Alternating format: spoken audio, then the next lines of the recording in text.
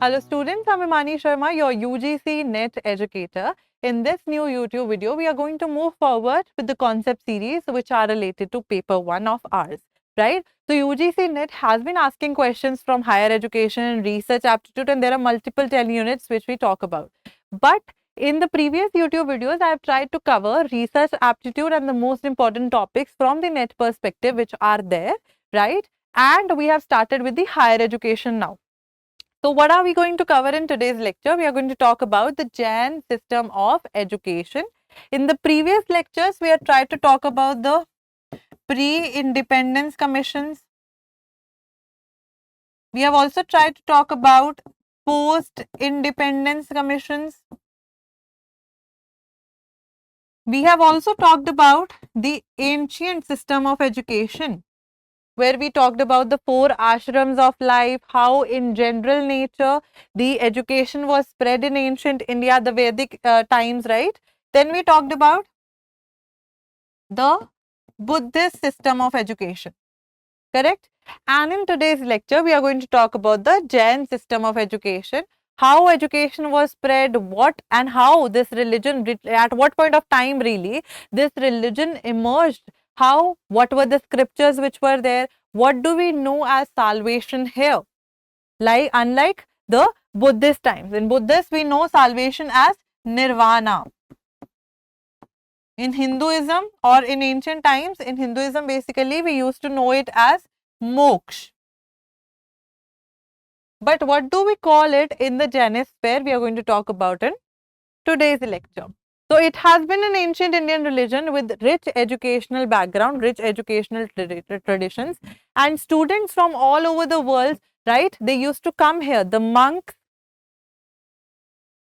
and nuns, of course, they used to come, live in the Gurukul, they used to get education, then they used to teach as well. The teachings of the Jin, which are the spiritual conquerors, and their impact on education. This religion particularly started around the same time when Buddhism was emerging, correct? So during the 6th century BC, around the same time when Buddhism was starting, this religion was also getting established, and of course, this religion was also open for all.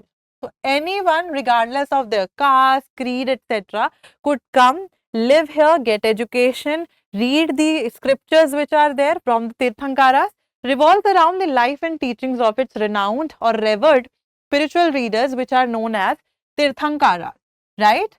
And it is not particularly totally related to Lord Mahavir, but there have been other spiritual leaders as well who have talked about certain things. So their teachings have been recorded in different sacred texts, of course. So those people, those other spiritual leaders, including Lord Mahavir, are known as Tirthankaras. The Gurukul system was there, traditional Jain education system, just like the ancient system, the ancient Vedic system that we already have talked about, that how a student used to come, live with the teacher, get education, correct, and of course then leave, etc. Gurukulas, which are known as residential schools, as centers of learning and spiritual guidance. So this is one thing that we are talking about in here, that the teachers were not at all and totally teaching students the rote learning. The rote learning never really took place, but there were certain other things. The holistic development that I already have talked about in the Buddhist lecture as well, that holistic development took place. The students used to learn certain sacred texts, but also spiritual assistance, spiritual guidance was given by the teachers to meditate, to evoke those very sensations in your body as well, through which you can attain salvation. Emphasis on both secular and spiritual education. So there is nothing which is missed, and you as a student are getting access to the physical development, the mental development, the spiritual development as well. Correct? So all round development. Core principles of Jainism are ahimsa, which is known as non-violence, anektavad, non-absolutism, and karma theory. So you would have heard about ahimsa, that you should not cause harm to others. Anektavad, non-absolutism, right? You should not be having one particular cutted view, right? And karma theory basically we already know that whatever you give, that is what you are going to get. So give and take relationship, the karma that we already all believe in. Emphasis on moral conduct, you should be having good moral character, you should be having self-discipline, self-control and the pursuit of liberation, which in Jainism is also known as moksha, correct? So you should be having a life as a monk or a nun which comprises of celibacy, which comprises of you having avoidance of any kind of physical desires. Only then you will be attaining salvation, correct? Study of the Agam scriptures, which are the collection of sacred texts which contain the teachings of the Tirthankaras, which have been the spiritual leaders.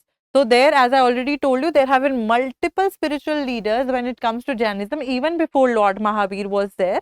So the teachings are there, Agam and Siddhanta. Then we have Siddhanta, the exploration of Siddhanta. What are Siddhant? Siddhant, usually if we talk about it in English, it is known as the principles. These principles of Jainism have also been converted into certain philosophical texts which tell us about the religion as a whole, the education system, the other things which come under it. The Siddhant of Jainism have been covered in the Siddhant text, correct? Then we have the emphasis on the three paths which are there. Right knowledge should be there.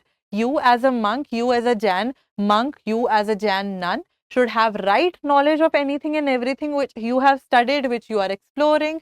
Right faith in your teachings, in the teachings of the Tirthankaras. Right faith in your religion. And right conduct, the moral conduct that I already was telling you, that the self-control etc. should be practiced accordingly by your own self.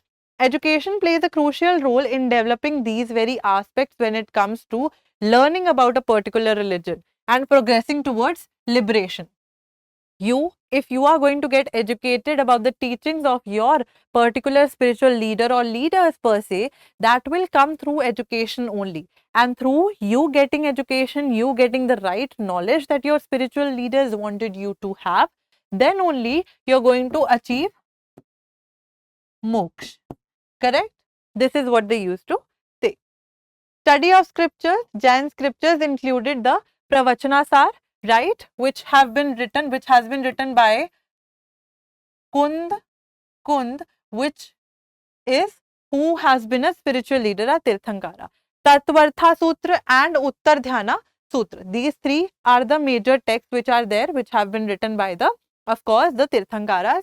In-depth study of philosophical concepts which are there. Why am I there?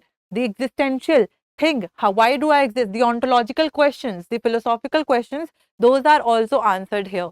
The ethical principles, what is right, what is wrong, and the practical guidelines for leading a Jain way of life. One more important thing that I wanted to tell you was that the Uttar Dhyana Sutra is for the Svetambar Jains. We are going to talk about them as well. Correct? Svetambar Jains ke liye Uttar Dhyana Sutra is there.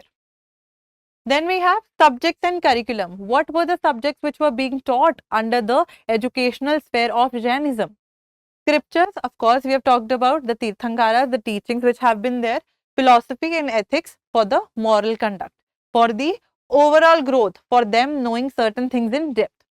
Mathematics, logic, grammar and other subjects to develop a well-rounded or all-rounded education. So they were not just getting education which was related to their religion, but secular education when it comes to mathematics, learning about logic, learning about grammar to make certain sentences, etc. Those things were also taught in the curriculum of the Jain education system. Education or integration of spiritual teachings, already talked about these three sutras, etc. Moral values into the curriculum so that the students are getting developed properly. They are getting the education, but their moral values, their ethical principles, etc., those grounds are also maintained. Correct?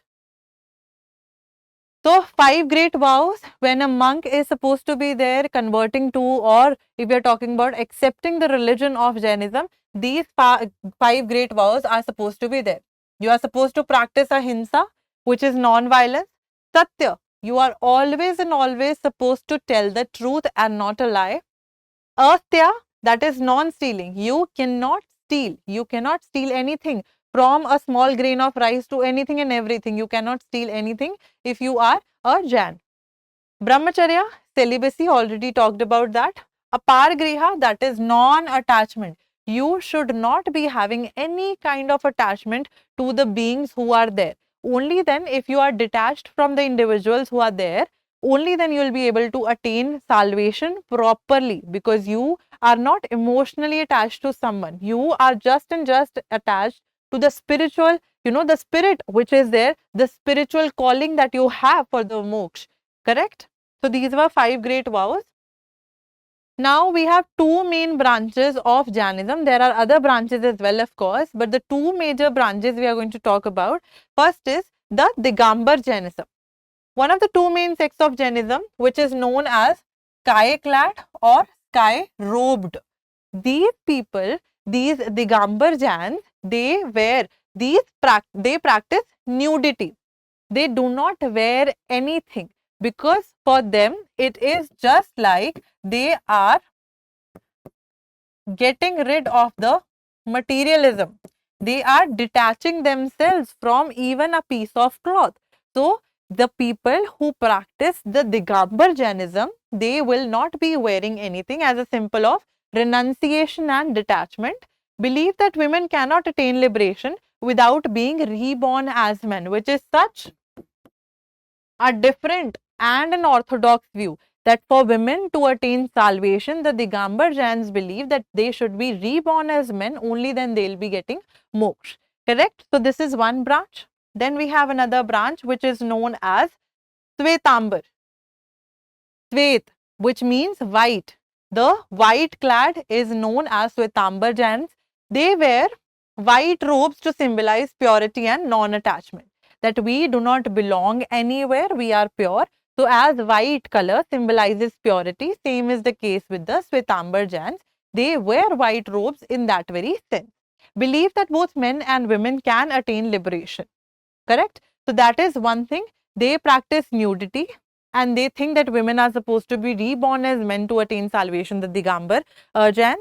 The Svetambar Jains believe they wear white robes to show that they are pure, they are non-attached to people, and of course they think that women and men both can attain liberation or moksha. This is most of the times practiced in India. Buddhism is now being spread worldwide as well in different parts of the world, which we have covered in the previous slides, in the previous video, sorry. Significant Jain communities are also found in other parts of the world. Correct? Religion has left a lasting impact on Indian art, architecture, philosophy and ethical principles which are there. So Jain temples, when we talk about, you would have seen certain Jain temples, you would have even seen certain Jain, monks and nuns who have been there, the Svetambar, the Digambar, etc. Testaments to their rich historical and cultural heritage of Jainism. So this is what we were supposed to cover in this very particular lecture or YouTube video, which was related to Jain system of education. We'll try to cover certain other important aspects in some other video. Till then, you all keep on studying. Thank you so much and have a good day.